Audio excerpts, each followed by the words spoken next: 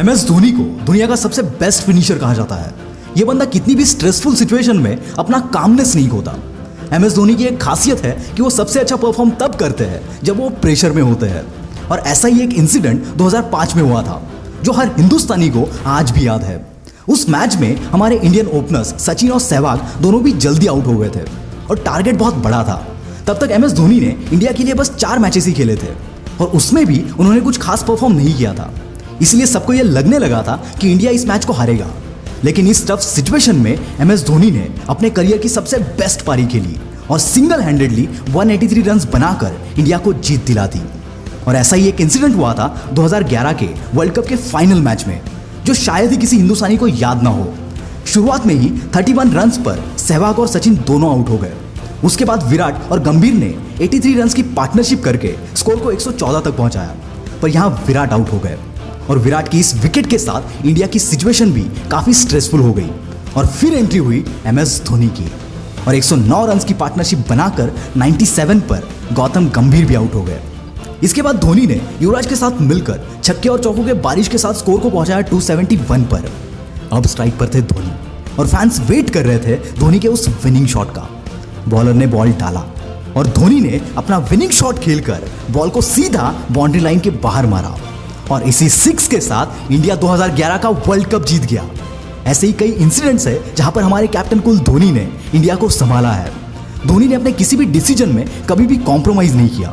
जो भी टीम के फेवर में है उसके लिए उन्होंने हमेशा सख्त से सख्त कदम उठाया।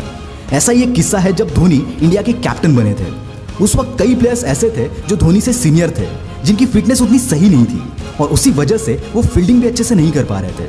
तो धोनी ने उन सबको ड्रॉप करने का फैसला लिया और जब ये बात बोर्ड मेंबर्स को बताई तब कोई भी ऐसा मेंबर नहीं था जो उनके इस डिसीजन से अग्री करता था। लेकिन फिर भी ये बंदा अपने डिसीजन पर डटा रहा और बोर्ड मेंबर से कहा कि अगर आप मुझे मेरी टीम सेलेक्ट करने नहीं दे सकते तो मुझे कैप्टनसी भी नहीं चाहिए। आखिरकार बोर्ड मेंबर्स को धोनी की ये बात माननी पड़ी और 2011 का वर्ल्ड कप जीतकर उन्होंने ये साबित कर दिखाया कि उनका डिसीजन सही था। दोस्तों, MS धोनी की जर्नी इतनी आसान भी नहीं थी। ये आपने उनकी movie MS Dhoni the untold story में भी देखा होगा। धोनी को स्पोर्ट्स में बचपन से ही बहुत इंटरेस्ट था, साथ ही वो पढ़ाई में भी अच्छे थे।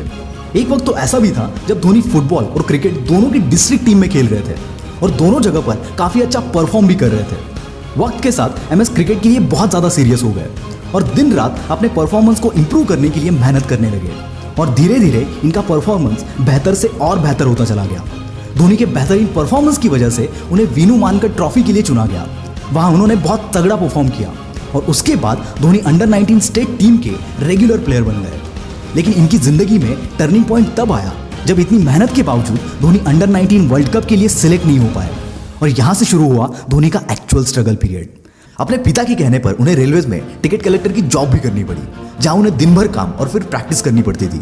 पर ऐसे मुश्किल हालात में भी धोनी ने कभी भी होप नहीं छोड़ी और वो हर साल नेशनल के ट्रायल्स दिया करते थे।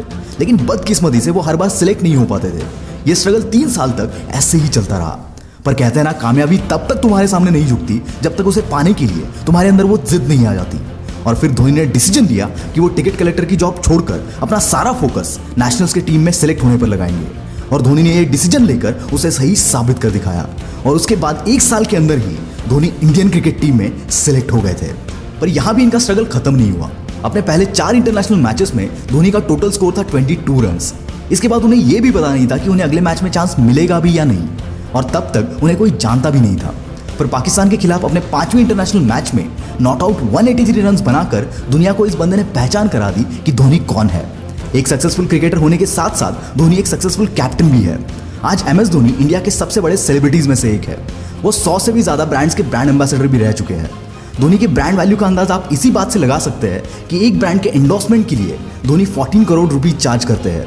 धोनी की लाइफ का एक ऐसा वक्त था जब उन्होंने अपना 3 महीने का स्टाइपेंड सेव करके अपनी पहली बाइक ली थी और आज इस बंदे के पास दुनिया का सबसे बेस्ट बाइक कलेक्शन है, जिसमें हार्ली डेविडसन और डुकाटी जैसी बाइक्स शामिल है।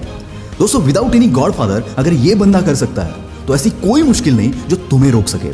सो do what you love to do. दोस्तों, आगे भी ऐसे पावरफुल वीडियोस देखने के लिए चैनल को सब्सक्राइब कर देना यार और साइड वाला घंटा दबा देना। मैं हूं Mangesh from the will power star. See you soon. Bye bye.